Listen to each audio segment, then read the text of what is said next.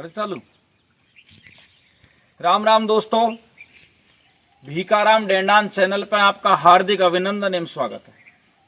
तो दोस्तों, सबसे पहले तो मैं आज आपसे एक निवेदन करना चाहता हूं कि जो भाई ने अभी तक मेरे चैनल को सब्सक्राइब नहीं किया है वो प्लीज सब्सक्राइब करें।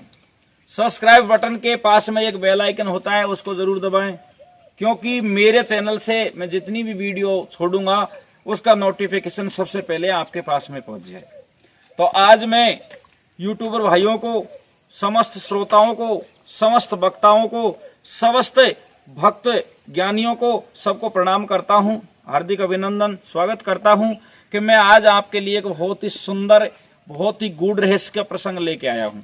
और मैं आपको ये भी बताना चाहता हूं कि मेरे चैनल पे जितने भी प्रसंग मैं आपको सुनाता हूं वो किसी न किसी प्रमाण से आधारित जरूर होते हैं। ये गप दड़ाका बिल्कुल नहीं होते हैं।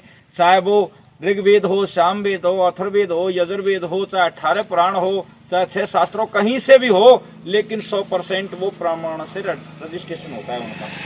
तो चलो राम राम भाई, चलो आज आपको मैं इस तरीका का सुनाऊंगा कि जो भगवान विष्णु हैं जग के पालन करता है, शंकर भगवान है संहार करता है, और ब्रह्मा जी हैं जो सृष्टि के रचयिता हैं। लेकिन विष्णु के 1000 नाम हैं और 1000 नाम भी प्रत्येक नाम उनके कर्म के आधार पर पड़ा। जैसे कृष्ण अवतार में उनने छिंगली के ऊपर गोवर्धन धारण किया, उस दिन से उसका नाम गिरधर पड़ गया। इसी तरीका से इसका कमल नयन नाम और पड़ गया कि कमल नयन नाम क्यों पड़ा, और ये विष्णु भगवान के पास में ये सुदर्शन चक्र था, ये कहां से आया, क्यों आया, किसने दिया और कब आया, इसके ऊपर चर्चा करते हैं। तो दोस्तों, जब जब ये धरती पे पाप बढ़ता है, भार बढ़ता है, धर्म कम पड़ जाता है, जब जब हमेशा भगवान विष्णु ये धरती पर आकर के अवतार लेते हैं। लंकापति रावण का अत्याचार बढ़ गया तो भगवान श्री राम दशरथ के यहाँ आकर के श्री राम के रूप में अवतार लिया और सृष्टि का पाप को हटाया, धर्म की स्थापना की, ऋषि महर्षि को दर्शन दिया। इसी तरीका से द्वापर युग में कंस का अत्याचार बढ़ गया, फिर कृष्ण रूप में आना पड़ा। इस तरीका से हर युग में जब जब पाप बढ़ता है तो धर्म की स्थापना करने के चक्कर में विष्णु भगवान स्वयं आते हैं और आकर के पाप का नाश करते हैं, धर्म की स्थापना करते हैं। इसी तरीका से पहले प्राचीन युग की बात है कि एक बार क्या होता है कि धरती पर राक्षसों का, दैत्यों का इतना प्रकोप बढ़ गया, इतना अत्याचार बढ़ गया कि ऋषि महर्षि बिल्कुल परेशान हो गए, भक्ति करना छूट गया।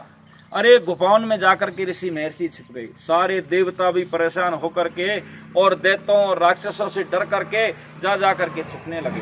तो मौका मिला, सारे देवता इकट्ठे हुए, सारे देवता इकट्ठे होकर के विष्णु को समझाते हैं कि विष्णु भगवान आप जग के पालन करता है, तो आप कोई न कोई तरीका से राक्षसों का संहार करें, इनका नाश करें, पाप की हटाएं, धर्म की स्थापना करें।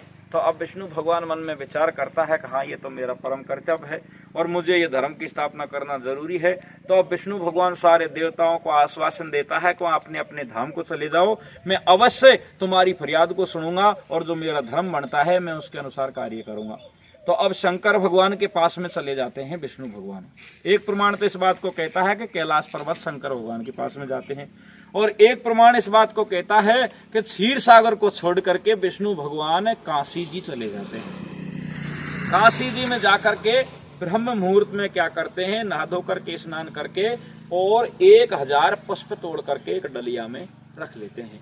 1000 पुष्प तोड़ करके एक डलिया में रखते हैं, एक शिव जी की मूर्ति बना के उसकी स्थापना करके उसके ऊपर एक फूल को चढ़ाते हैं, एक शिव जी का मंत्र का जाप कर देते हैं, दूसरे फूल को चढ़ाते हैं, दूसरे शिव जी के नाम के मंत्र का जाप कर देते हैं। इस तरीका से 1000 बार मंत्र बोलते हैं और 1000 फूलों को शिव जी के ऊपर चढ़ा देते हैं। अब इस तरीका से विष्णु भगवान, शंकर भगवान की आराधना करते करते 2, 4, 5 दिन बीत जाते हैं।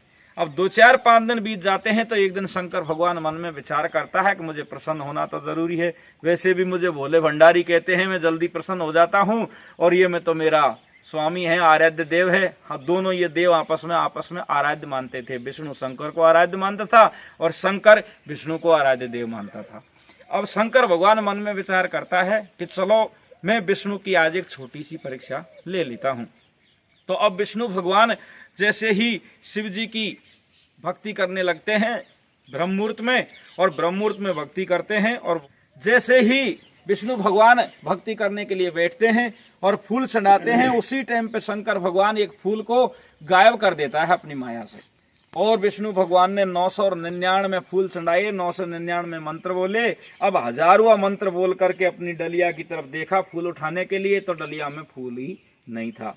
अब विष्णु भगवान मन में विचार करता है कि मैं नारायण हूँ, जगतपति हूँ, जगत का स्वामी हूँ, और शंकर भगवान की आराधना कई दिनों से मैं कर रहा हूँ। अगर आज मेरी आराधना में कोई फर्क पड़ गया, भक्ति खंडित हो गई, तो मुझे शंकर भगवान कभी माफ नहीं करेंगे। वो इधर उधर को ढूंढते हैं लेकिन कहीं फूल नहीं मिलता है।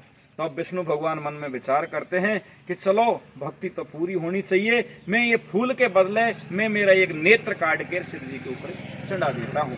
तो वो धनुष बाण उठाते हैं और अपना एक नेत्र काट करके शिव जी के ऊपर चढ़ा देते हैं। शिव जी तुरंत प्रसन्न हो जाता है और कहता है कि मांगो, क्या वरदान मांगना है।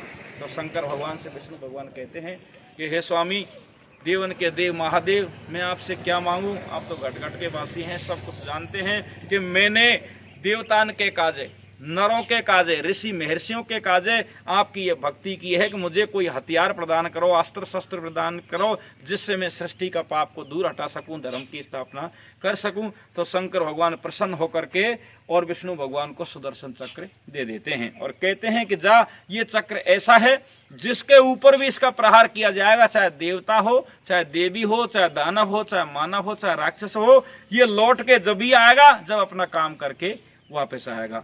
तो शंकर भगवान विष्णु को ये दे देते हैं और फिर प्रसन्न होकर के विष्णु भगवान की आंख को बिल्कुल ठीक कर देते हैं, और उसी दिन से उसका नाम कमल नयन पड़ जाता है। तो राम राम दोस्तों, ये आशा है कि आपको ये वीडियो अच्छी लगी होगी। राम राम दोस्तों।